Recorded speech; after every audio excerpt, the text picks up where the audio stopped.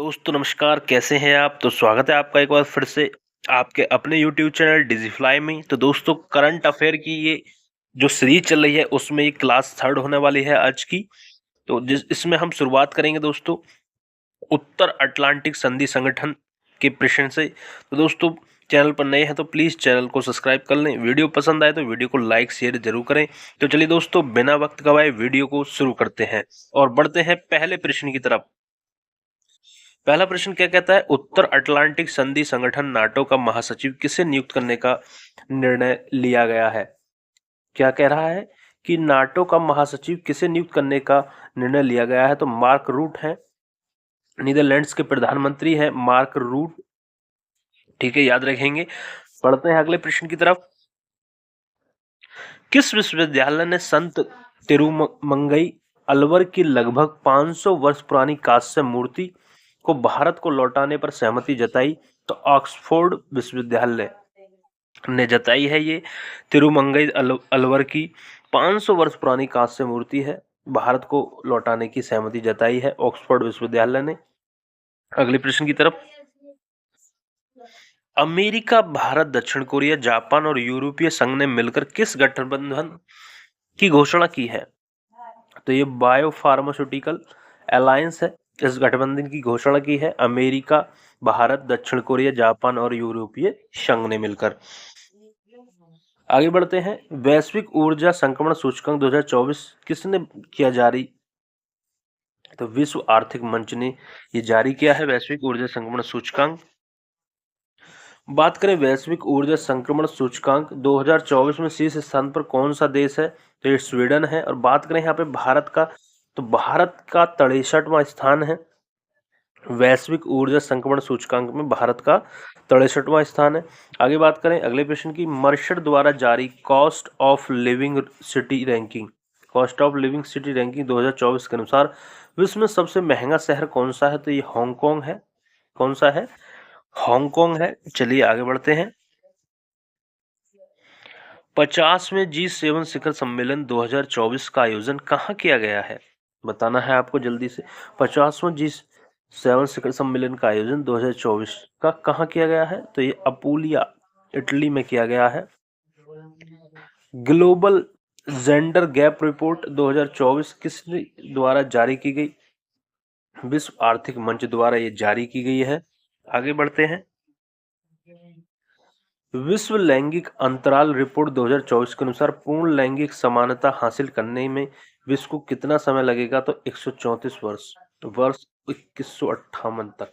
ठीक है, विश्व लैंगिक अंतराल रिपोर्ट के अनुसार पूर्ण लैंगिक समानता हासिल करने में विश्व को लगभग 134 वर्ष, कितना समय लगेगा, 134 वर्ष इन 2158 तक। चलिए आगे बढ़ते हैं। यूक्रेन शांति शिखर सम्मेलन 2024 का आयोजन कहाँ किया। तो ये स्विट्जरलैंड में किया गया।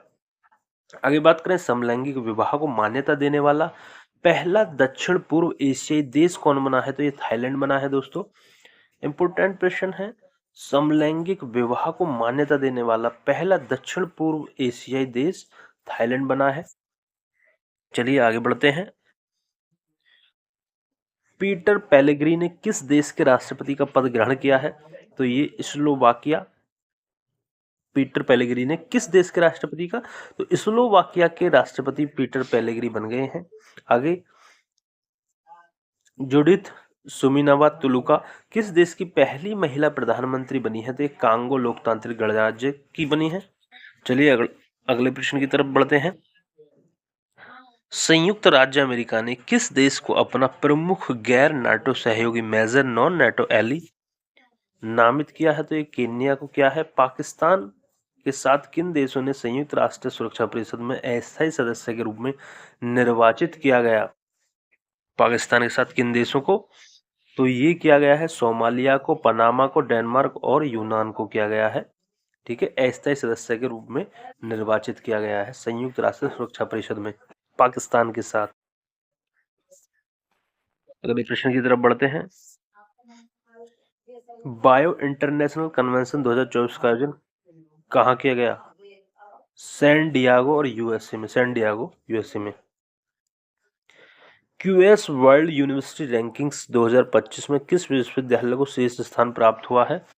तो ये प्राप्त हुआ है Massachusetts institute of technology MIT USA। चलिए आगे बढ़ते हैं। सांग्री ला संवाद का 21वां संस्करण कहाँ संपन्न हुआ? तो ये सिंगापुर में हुआ है दोस्तों। सांग्री ला संवाद का 21वां संस्करण कहाँ? सिंगापुर में हुआ है दोस्तों। अगला प्रश्न देखते हैं। 77वीं विश्व स्वास्थ्य सभा वर्ल्ड हेल्थ असेंबली कहाँ आयोजित की गई? तो ये 27 मई से लेकर 1 जून के बीच जेनेवा स्विट्जरलैंड में ये आयोजित की गई। अगला प्रश्न देखते हैं। रूस से लगती अपनी सीमाओं पर कितने नाटो देश ने ड्रोन वॉल बनाने की योजना की घोषणा की है? तो 6 देशों ने ड्रोन वॉल बनाने की अपनी योजना की घोषणा की है। चलिए आगे बढ़ते हैं। ये 6 देश कौन कौन से, इनको भी देख लेते हैं। Lithuania, Latvia, Estonia, Poland, Finland और नॉर्वे। ठीक है। अगला प्रश्न देखते हैं। प्रथम काजा TFCA शिखर सम्मेलन 2024 का कहाँ आयोजित हुआ है? तो ये जाम्बिया में आयोजित हुआ है। आगे देखते हैं। पहला अंतर्राष्ट्रीय आलू दिवस कब मनाया गया? पहला अंतर्राष्ट्रीय आलू दिवस इंपोर्टेंट है। पहला अंतर्राष्ट्रीय आलू दिवस 30 मई 2024 को मनाया गया। किसके द्वारा अंतर्राष्ट्रीय आलू दिवस मनाए जाने की घोषणा की गई? तो ये संयुक्त राष्ट्र के खाद्य और कृषि संगठन FAO के द्वारा ये मनाए जाने की घोषणा की है। आलू दिवस, अंतर्राष्ट्रीय आलू दिवस 30 मई 2024 को पहला मनाया गया। चलिए आगे देखते हैं। टाइम 100 सबसे प्रतिभाशाली कंपनियां 2024 नामक सूची में भारत की कितनी कंपनियां शामिल हैं? तो 3 कंपनियां शामिल हैं। एक तो रिलायंस इंडस्ट्रीज, टाटा ग्रुप और सीरम इंस्टीट्यूट ऑफ इंडिया। ठीक है। आगे बढ़ते हैं। हार्वर्ड विश्वविद्यालय के साथ ऑनलाइन MBA प्रोग्राम शुरू करने वाला भारत का पहला विश्वविद्यालय कौन है? तो ये चंडीगढ़ विश्वविद्यालय है। हार्वर्ड विश्वविद्यालय के साथ ऑनलाइन MBA प्रोग्राम शुरू करने वाला भारत का पहला विश्वविद्यालय चंडीगढ़ विश्वविद्यालय है। चलिए आगे बढ़ते हैं। हुरुन इंडिया आर्ट लिस्ट 2024 में किसे शीर्ष स्थान प्राप्त हुआ है? भारतीय मूल के अनीश कपूर, लंदन UK। ठीक है। पर्यावरण प्रदर्शन सूचकांक 2024 में भारत का कौन सा स्थान है? तो 176वां स्थान है। कौन सा स्थान है? 176वां। आगे बढ़ते हैं। किस देश ने विदेश मंत्रालय के लिए AI संचालित डिजिटल प्रवक्ता विक्टोरिया सी का अनावरण किया? तो यूक्रेन ने किया है। ठीक है। किसने किया है? यूक्रेन ने किया है। अगले प्रश्न देखते हैं। किस देश के नए राष्ट्रपति के रूप में लाई चिंगते ने शपथ ली है?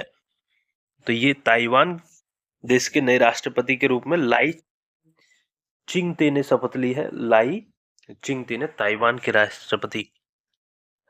हिदाया चक्रवात से मुख्यतः कौन सा देश प्रभावित हुआ है? तो तंजानिया है। तंजानिया। हिदाया चक्रवात के मुख्यतः कौन सा देश? तंजानिया प्रभावित हुआ है। चलिए अगला प्रश्न देखते हैं।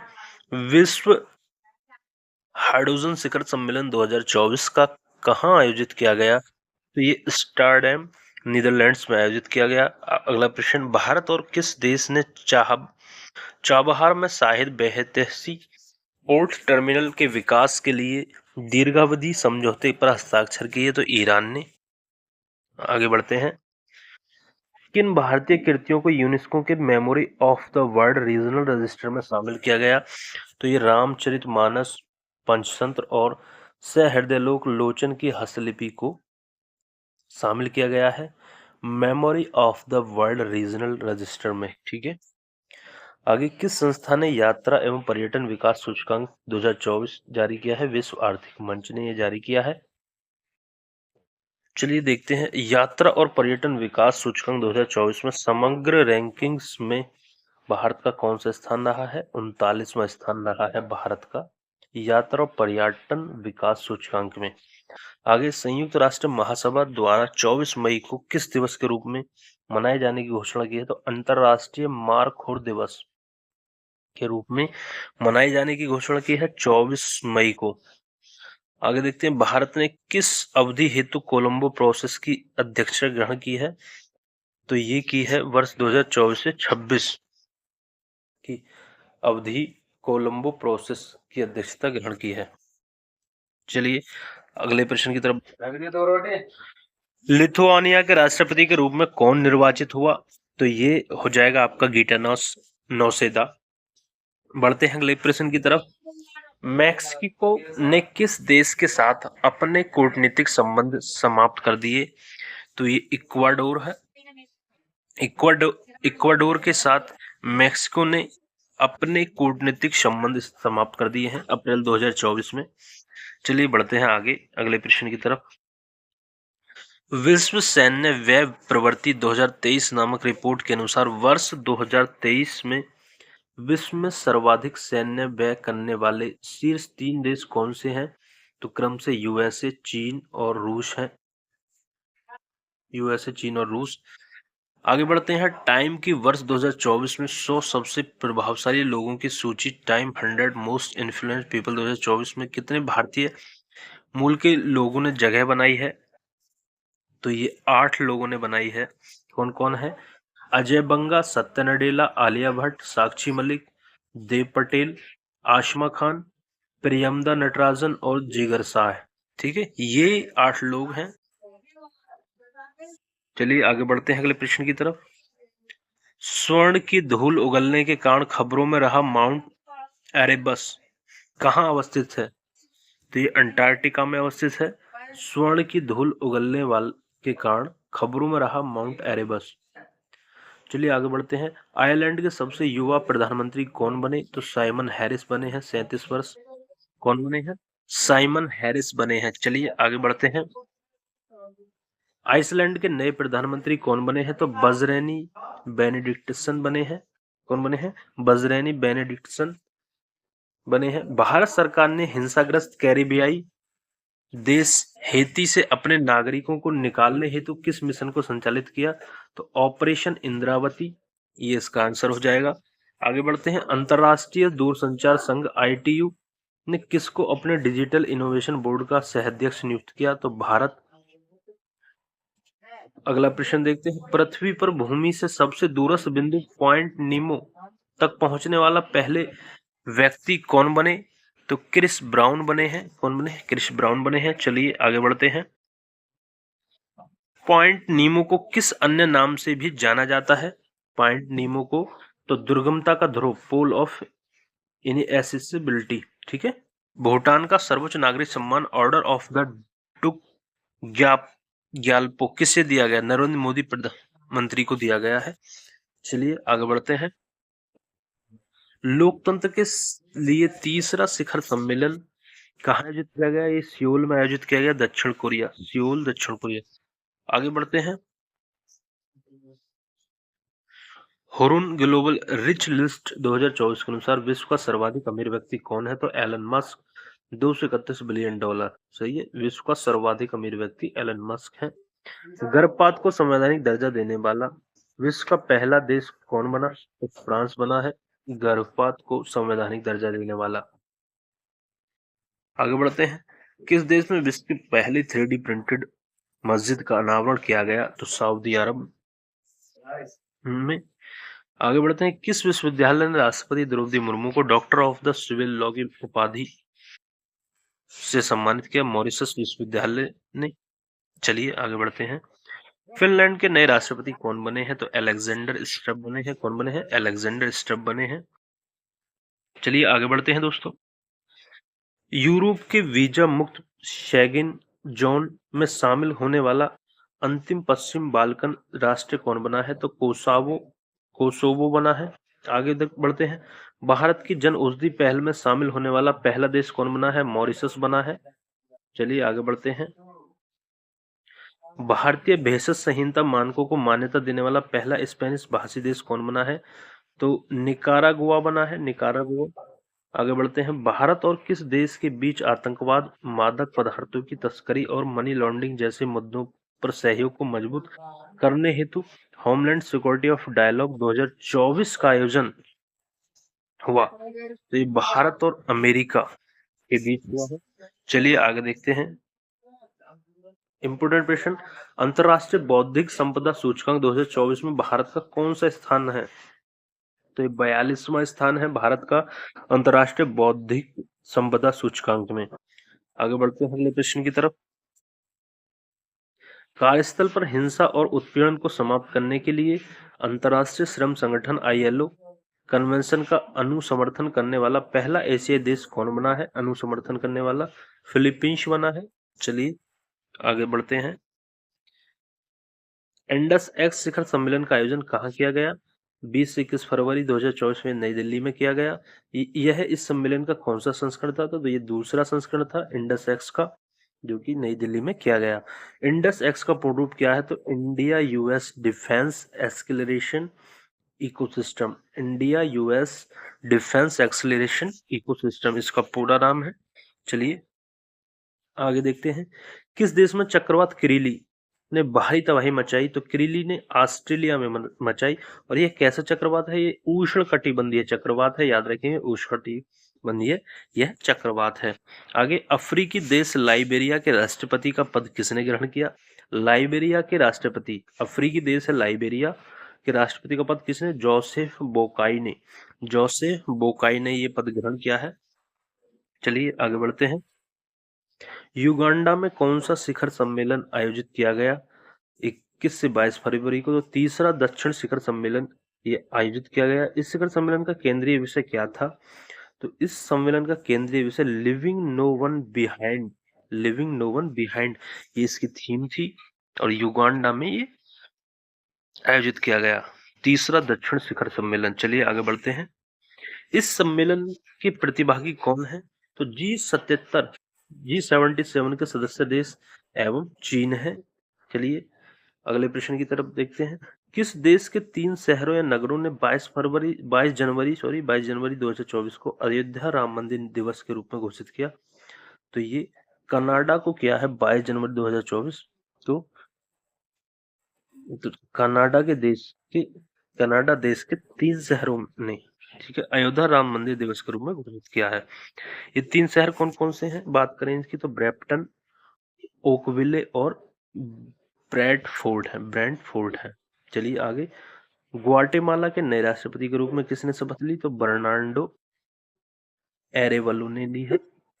बर्नार्डो एरेवलो ने ली है। आगे, कौन डेनमार्क के नए सम्राट बने हैं? तो 24 जनवरी 2024 को फेडरिक दसम बने हैं। फेडरिक दसम डेनमार्क के नए सम्राट बने हैं। चलिए यहाँ पे देखते हैं, भारत ने किस देश में भारत पार्क स्थापित करने की घोषणा की है? तो संयुक्त अरब अमीरात UAE ने की है भारत पार्क स्थापित करने की घोषणा। आगे, फ्रांस के सबसे कम उम्र के प्रधानमंत्री कौन बने हैं? इंपोर्टेंट प्रश्न है। ग्रेबियल अट्टल बने हैं फ्रांस के सबसे कम उम्र के राष्ट्र प्रधानमंत्री, सॉरी। चलिए अगले प्रश्न देखते हैं। किस देश ने भारत में हरित ईंधनों पर गठबंधन की घोषणा की है? तो ये डेनमार्क है। डेनमार्क ने भारत में हरित ईंधनों पर गठबंधन की घोषणा की है, डेनमार्क ने। चलिए बढ़ते हैं अगले प्रश्न की तरफ। इस गठबंधन का क्या नाम है? बात करें गठबंधन की तो इस गठबंधन का नाम GFAI है, ग्रीन फ्यूल्स अलायंस इंडिया। इसका नाम है ग्रीन फ्यूल्स अलायंस इंडिया, इस गठबंधन का नाम है। आगे देखते हैं। सक्सेस मसरा को किस देश का प्रधानमंत्री नियुक्त किया गया? तो ये चार्ड देश है, चार्ड देश का प्रधानमंत्री नियुक्त किया गया है सक्सेस मसरा को। किसको?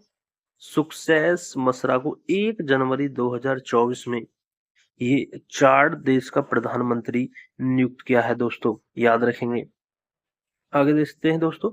शेख मोहम्मद सबा अल सलेम अल सबा को किस देश का प्रधानमंत्री नियुक्त किया गया? तो इसको कुवैत का नए प्रधानमंत्री कौन है? कुवैत के शेख मोहम्मद सबा अल सलेम अल सबा, ये इतना बड़ा नाम है इनका, ठीक है। शेख मोहम्मद सबा अल सलेम अल सबा कुवैत देश का नया प्रधानमंत्री नियुक्त किया है दोस्तों जनवरी 2024 में।